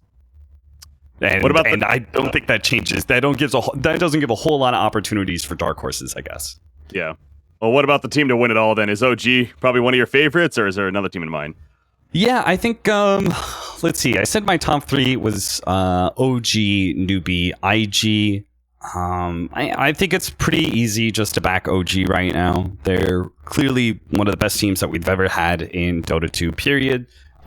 They seem to always be able to figure out patches. People seem to get this idea that they're a one-dimensional team at DAC, but I highly disagree with that. I think they are just able to figure out patches very well, and they are, I think, versatile enough to be able to mesh into any kind of patch. So I think they're more of just being able to, they understand the game and they're able to break patches before many other teams. And I think that puts them in a good position to be able to win a tournament like a major, which is single elimination. All right, I want to do now real quickly before we wrap up here is do a kind of a quick rapid fire game segment that I have called Over Under. It's a pretty straightforward, meaning that you think it's going to be more or less basically as a result of what the question is here. So first one is Mouse Sports getting 1.5 wins in the group stages. So will they basically 2 or more, or will they get 1 or less? Wait, does that include group stage? Sorry, well, let's set the best just line the here. group stages. So basically, yeah, Okay. minimum 4 matches. 1.5? I'll say over. Okay. All right, like Mouse Sports there. Monkey King 50% win percentage. Over under. Over. Oof. No. Sorry, under. I changed my mind. Go. Keep going. Abed playing Meepo 2.5 times. Is it going to be more than that or less? Under. Okay, is it because of bans, you think? Yes. I think it's single elimination. People are going to respect it. Yeah. 100 heroes played at this event. Over under. Under. All right. I think That's what I got. I think the patch is relatively figured out. Obviously, there will be surprises for every single tournament, and as the tournament progresses, we'll see some heroes lined out. But I do not think we're anywhere close to having the same kind of patch that we did at TI, which was very open and many different strategies and many different heroes are available. We may be getting there for the next TI, but I don't think we're there yet. Is there anything at DAC that you saw? You mentioned that event was recent. Of course, you were at that event. Is there anything from DAC that, as far as the meta goes, as far as heroes that you're excited to see at Kiev coming up? I'm actually excited about the stuff that I saw after DAC. I've been watching the Chinese scene quite a bit. I feel like they are probably the strongest region right now, and I've just been kind of soaking in some of their games, and they've been bringing back some heroes that I have not seen for quite some time. Wraith King, Tidehunter, these kind of really fun team fight based heroes, and part of them is reaction to, for example, Monkey King. And Legion Commander and some of these like very meta picks, but it's kind of cool seeing those heroes back in the meta. So that's what I'm excited for. If that actually continues and is actually successful at the major, I'm happy to see more Wraith King, more Tidehunter, even more Silencer. One more thing, Treant Protector just recently introduced. Are we going to see him, you think, or is he going to be underwhelming? No, I think we will definitely see him. It's just a question of how much he's going to be a 1-2 ban, and then as he's being picked up, how much of a threat is he actually? Because he's very strong in the laning phase. He does have some sick late game potential as well. He's maybe like not quite as good as Monkey King in that regard. They both have sick like level 1 laning phase type abilities, and then they both have really good late game like game winning spells. But mid game is where potentially you fall off. But Monkey King usually is able to still output like really good mid game. Sometimes Treant Protector can be lackluster at that point. All right, Cap, always a pleasure, man. Look forward to having you on in the future more. But best of luck at Kiev, obviously. I'm sure you're going to have some fun there, man. Thank you very much.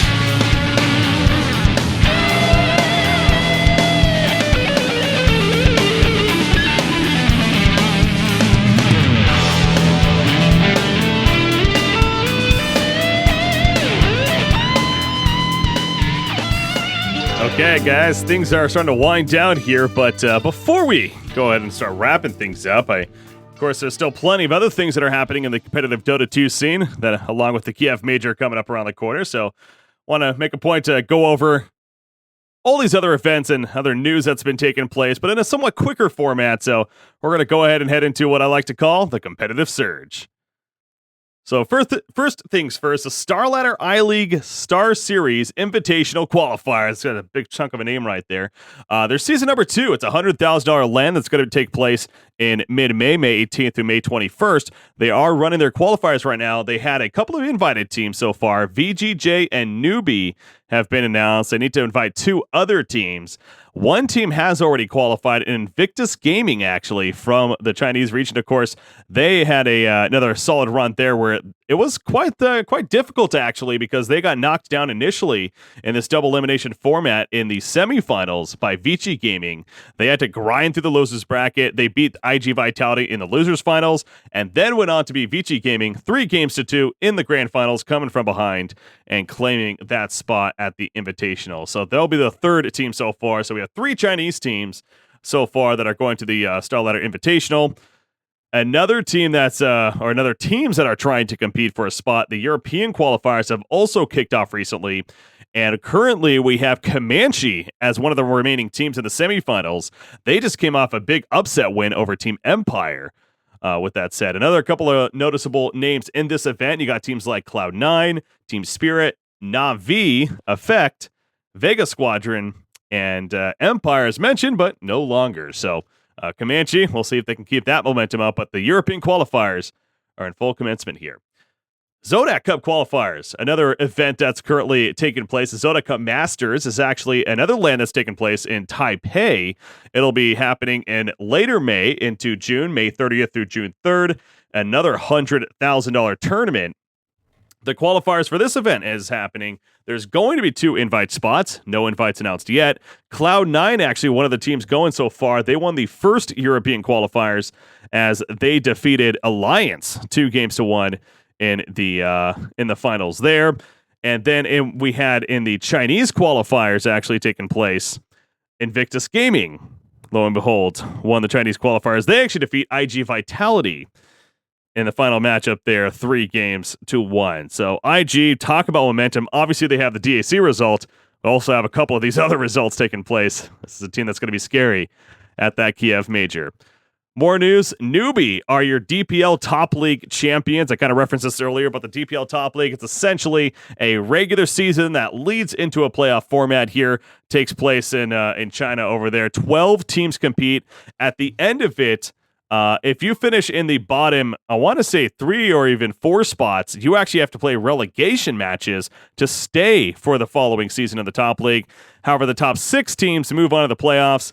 In this case, we had teams like Invictus Gaming, Vici, LGD, Newbie, VGJ, and IG Vitality all advancing on. In the end, though, Newbie grinded throughout. They beat VGJ, they beat Invictus Gaming, and they beat LGD 3-1 to the grand finals, and they are your DPL Top League champions, taking home their share of what was ultimately a $72,000 prize pool.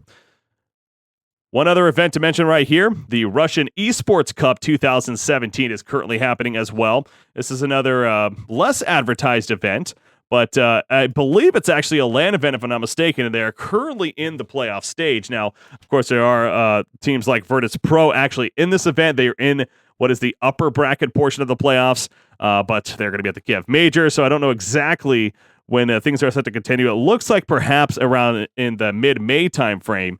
I have to keep an eye on that, but this event in itself is about a $55,000 prize pool tournament. All the top teams, though, in the CIS region, understandably, competing in it with names such as Virtus Pro, as mentioned, Team Spirit, Vega Squadron, Friends, now known as Comanche, actually, and Elements Pro Gaming, as well as Team Empire, even. So keep an eye on the Russian Esports Cup 2017. And then lastly, an event to announce that had a recent announcement, the Summit 7, going to be coming back June 14th through June 18th are your Summit 7 dates. A couple of teams have been invited so far, including Virtus Pro, actually, being the defending Summit champions after all, and VGJ as another direct invite team. One team has qualified so far, and a surprising result as Clutch Gamers out of Southeast Asia will be representing the region. They took out teams such as WG Unity twice, as well as Happy Feet, but most noticeably, Faceless and the new Fnatic squad, Mineski. They were all in this event. They didn't even qualify out of the group stages. TNC Pro Team lost in the very first round to WG Unity, getting them knocked out. So it opened up the doors for a new team for Southeast Asia to start representing, and Clutch Gamers took advantage of that. So the squad of what is Gabby, Armel, Rappy, Boombox, and Fly Solo will be representing Southeast Asia at the Summit 7 coming up right here. A couple of pieces of roster news I wanted to talk about as well. We have Bears, Team Bears actually from the European region of Pharaoh, Fata, Forev, Yapsor, and 343. No official word just yet, but there was a leak that the team may be disbanding here in the near future. Forev actually in a stream chat suggested that Bears is not still a thing. So again, there's no official word just yet, but there is the rumor that Bears will no longer be a team moving forward, and that could open up some star players to definitely join other teams post Kiev Major coming up right here. Another roster news we mentioned earlier about Team Random forming as a result of Wings Gaming no longer being a thing. Well, at least the players with the organization. There's a situation where apparently some money was misplaced or being used for other things over there. The players aren't getting their fair share of the pay. Again, don't 100% have the facts on this. We expect more may be coming out over these next couple of weeks, but Team Random formed. Y, Shadow, Blink, Faith Beyond, and Ice Ice are now known as Team Random. Wings Gaming not involved anymore in the Dota 2 scene. And one last bit of Dota 2 roster news. Seneko officially announced as a newest player on Na'Vi. He's returning to his Na'Vi roots right here. He replaces RMN, who was actually just dropped from the team, to make place for him. So Seneko will be the new 4 position on the team of Na'Vi. And that'll be interesting to see how they do moving forward. Of course, their roster consists of now Dendi, General, Pycat, Seneko, and Biver.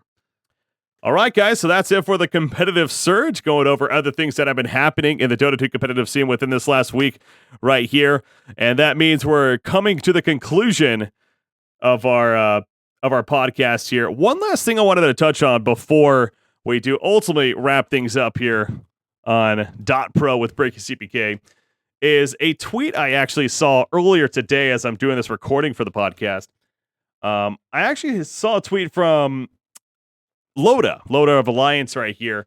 Now, again, this can be interpreted many different ways. By no means am I going to suggest that he was wrong to say this. But I do have my opinions on it. In fact, I had a little bit of a Twitter discussion earlier before the podcast, but I want to make sure I quote him correctly right here, so I'm pulling it up. So Loda suggested earlier in a tweet that, why are there never any tournaments to watch? I know the major is soon, but just feels like you can never see the top teams play. I kind of looked at that tweet and I thought to myself, well, there are events that are happening. In fact, I just did this competitive surge right here, as you guys heard, and there's plenty of events taking place. The Zodak Cup. There's a couple I didn't even go over. The Pro Dota Cup is another event that actually happens as well in the competitive Dota 2 scene. And right now it's a lot of these lower tier teams that, frankly, a lot of them we haven't even heard of playing in the event. But teams such as an Alliance, such as in cases like the top tier of the Evil Geniuses and the OGs, they're not necessarily playing in these events because, well, we don't really know, but you can figure it's either one because they feel like it's not worth their time, but then there's the other side of it too, where they don't want to hurt their pristine record, you could say. They don't want to hurt their pristine record as far as going from major to major. Now, Valve has made it pretty clear in the past and with the invites that have happened over time to other majors that how you perform in between the major events is going to have some impact in terms of whether or not you get an invite to an event. I feel like it should. In fact, I feel like it should more. There's the most recent case where, as I was talking about earlier with formerly at Phenom, now known as Mouse Sports, they got an invite to this Kiev Major coming up. Again, great to see them there, and it's going to be fun to see them there. However, they did not deserve it. They were the runner-ups at the Boston Major, yes. They had a hell of a run there. But post 7.0, they have had very, very minimal to no results to be proud of whatsoever. And when a team, yes, they went out of their way to play in a couple of these events to try to, get these performances. But I think teams should have to again. The idea that teams should just stay away from not playing in these events, knowing that it may hurt their chances of being invited, Valve needs to be pretty clear that that needs to happen in the future, or else we are going to continue to see more and more of a case where especially these Western teams are not playing in between these major events, are not playing in between these 2-3 months periods, not giving the fans what they want to see as far as their top teams playing. Nahaz actually released a very interesting stat earlier as well today, kind of following up all this discussion. The top 4 teams in the Chinese team, in the China scene, top 5 teams, excuse me. He actually did. Okay, so he did this. He basically had the top 5 teams from the Chinese scene and the top 5 teams from the Western scene, and how many times they ended up playing against each other within the last 4 months. So basically since the Boston Major. You have, for China, you had IG, Newbie, LGD, VG, and VGJ. They played each other 84 times. Just in random event, whether it was the DPL, just other qualifiers, whatever. Between the top 5 Western teams, OG, EG, Liquid, Virtus Pro, and Secret, they played 22 times. So you have one scene that played 84 times against one another, and another scene that played 22 times against one another. Something's wrong there. That shouldn't be the case. And it's the fans that are missing out. It really is. And from the organization's perspective, that's what I don't get either. From the organizations, from the OG, from the EG, from the Liquid, why would you not want your players playing in these events in terms of helping to keep the fans active with your brand name? I feel like there needs to be something that happens here in the near future. Maybe it's not going to happen through this cycle. Again, we have the Kiev Major coming up and then the International. But post TI7, something possibly needs to be looked at, discussed about, and changed when it comes to a lot of these top tier teams not really participating in the events that are there. Because to say that there's no events is not true. There are the events. It's just a matter of the teams aren't playing in those events. Again, whether it's actually because they just feel like it's not worth their time, or it's because they don't want to hurt their chances of getting invited to specific events, something needs to change. And I don't think a lot of people would argue that. If you do, or if you don't, feel free, again, to let me know on Twitter. Send out those tweets, guys. Anyways, on that note, I think we are ready to wrap things up here for the DotPro with BreakyCPK. So hopefully you guys enjoyed this show. This is episode 1 of many to come, of course. And again, kind of a different flavor, perhaps, than other upcoming shows in terms of this being a lot of focus on one big event, of course, with the Kiev Major coming up. But next week's show, well, it's probably going to be a lot more Kiev Major. Of course, at that point, we'll have the group stages out of the way. We'll get to kind of preview the playoffs coming up and starting, and looking forward already to having some more fun with that. So thanks again to my guest capitalists, as well as ReDeYe, for joining me. And thank you to you for tuning in. And until next time, guys, we'll see you here on the DotPro with BreakyCPK.